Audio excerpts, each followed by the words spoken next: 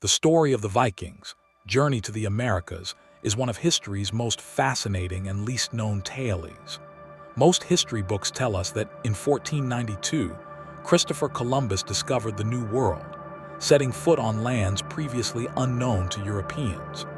Columbus's voyage was indeed a turning point in human history, for it established a lasting connection between Europe and the Americas that would reshape the world forever.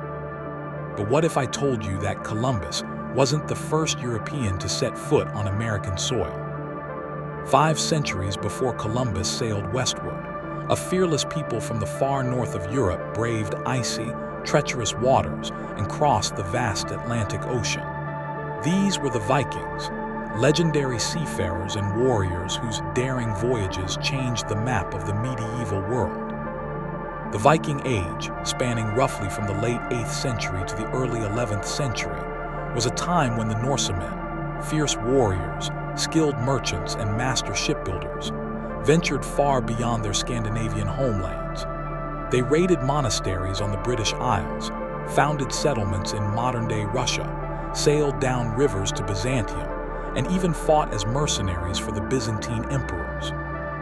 Their ships, known as longships, were technological marvels of their time, long, narrow, and incredibly fast. These vessels allowed them to travel not only along coastlines but also far out into the open ocean, something almost no other civilization of that era could achieve. This mastery of shipbuilding gave the Vikings a unique advantage, the ability to explore lands no one in Europe had ever seen before. But the Viking push westward was not driven by conquest alone.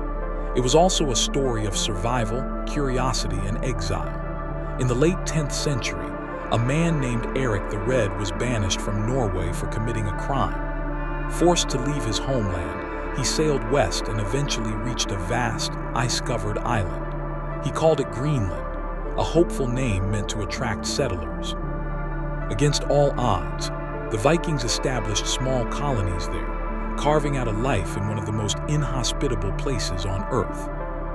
Eric the Red's son, Leif Erikson, grew up hearing stories of the lands beyond Greenland. Norse legends, known as sagas, spoke of a mysterious place far to the west called Vinland. These tales described fertile soil, forests teeming with game, and even wild grapes, a land very different from the frozen tundra of Greenland.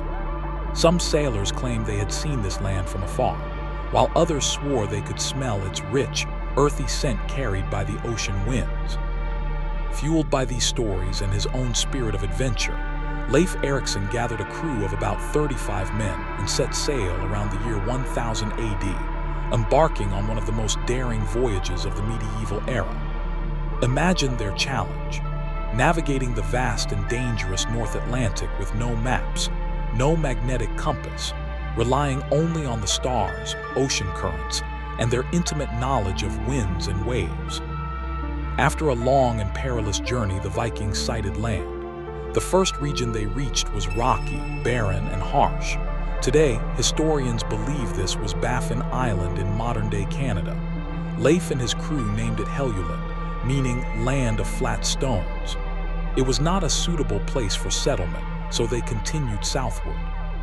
Soon they came to another land, this one covered in dense forests. This was likely Labrador, a region rich in timber, something scarce and precious in Greenland. The Vikings called it Markland, or forest land. Still, they pressed onward, drawn by the hope of finding the fertile paradise described in the old tales. Finally, they arrived at a place unlike anything they had ever seen. The climate was milder, the seas were full of fish, and the land was abundant with resources. Most striking of all, they discovered wild grapes growing there, a symbol of fertility and abundance in Norse culture. Leif named this land Vinland, the land of grapes. Here, the Vikings decided to establish a small settlement. They built wooden houses, repaired their ships, and began exploring the surrounding area. For a time, it seemed as though they had found a new world where they could thrive, but they were not alone.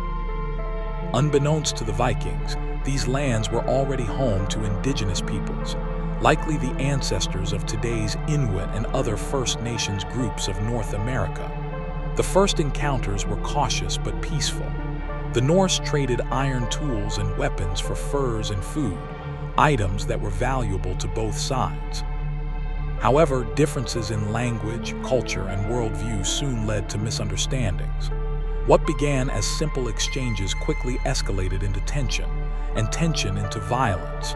According to the sagas, these indigenous peoples were referred to as Skraelings by the Norse. In one account, a dispute over a trade turned into a bloody battle, forcing the Vikings to retreat to their settlement. Though the Norse warriors were fierce and well-armed, they were vastly outnumbered. The local population knew the land far better and could launch swift, devastating attacks. Over time, it became clear that the Vikings could not maintain a permanent foothold in Vinland. Eventually, Leif Erikson and his people made a difficult decision. They abandoned Vinland and returned to Greenland. This was not a failure of discovery, but a recognition of their limits. The distance between Vinland and Greenland was enormous, the voyages dangerous, and the Norse settlements back home needed support as well. Combined with relentless attacks from local inhabitants, these challenges made it impossible to sustain a colony across the ocean. For centuries, the Viking journey to America became a legend, passed down through sagas but dismissed by many as mere myth. Then, in the 1960s, everything changed. Archaeologists began excavations at a site in northern Newfoundland, Canada, known as Meadows. What they discovered there stunned the world. The remains of Norse-style longhouses, evidence of ironworking, nails, rivets, and other artifacts unmistakably linked to Viking culture. Radiocarbon dating confirmed that these remains dated back to around 1000 AD, perfectly matching the timeline of Leif Erikson's voyage. This discovery provided definitive proof that the Vikings had indeed reached North America 5 centuries before Columbus. Today, Meadows is a UNESCO World Heritage Site and a powerful reminder of the courage and ambition of these early explorers. Understanding this story forces us to rethink history. Columbus's voyage was revolutionary because it permanently connected 2 worlds, leading to the global age we live in today. But we must not forget that the first European footsteps on American soil were Viking footsteps. The Vikings were not just raiders or warriors. They were pioneers, driven by curiosity and the desire to explore beyond the known world. Their brief settlement in Vinland may have been abandoned, but their spirit of adventure lives on. History often remembers those who come later, those whose actions reshape the world on a massive scale. But before Columbus, before the empires and the colonists, there were the Vikings, sailing into the unknown, chasing a dream across the sea. Their story is a testament to the human drive to explore, to discover, and to push beyond the horizon.